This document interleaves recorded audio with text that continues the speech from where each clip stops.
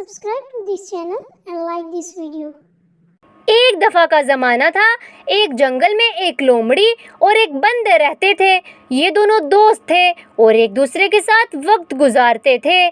ایک روز لومڑی نے بندر سے کہا، بندر، آپ کی خوبصورتی کیوں بہت مشہور ہے؟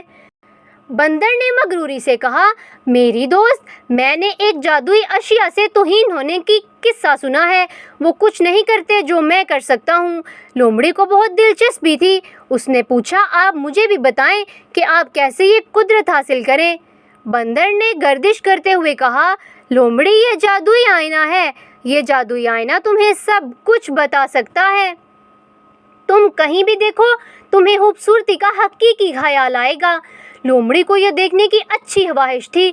اس نے بندر کو کہا، کیا آپ مجھے اس جادوئی آئینہ کے پاس لے جا سکتے ہیں؟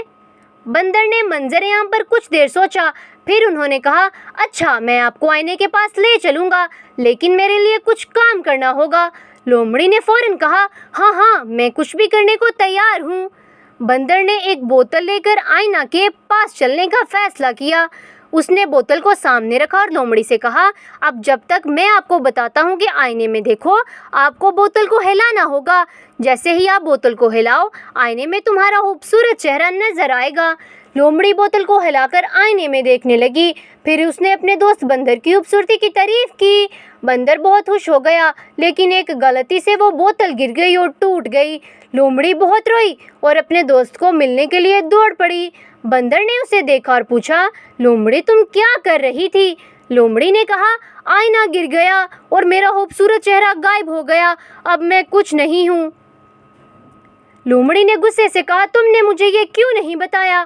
بندر نے کہا، میری دوست، میں چاہتا تھا کہ تم اپنی اصل خوبصورتی کو پہچانو، آئینے کے چکر میں نہ پڑو، بلکہ اپنے اندر کی خوبصورتی کو دیکھو۔ لومڑی نے بندر کی بات سمجھی اور گہری سوچ میں مبتلا ہوئی۔ اس نے اپنے دوست سے معافی مانگی اور دونوں ایک دوسرے کی خوبصورتی کی معیاری نظریں تبدیل کی۔ پیارے بچوں، اس کہانی سے ہمیں یہ سبق ملتا ہے کہ حقیقی خوبصورتی باہر نظر آنے والے چہروں میں نہیں، بلکہ دلوں میں پائی جاتی ہے۔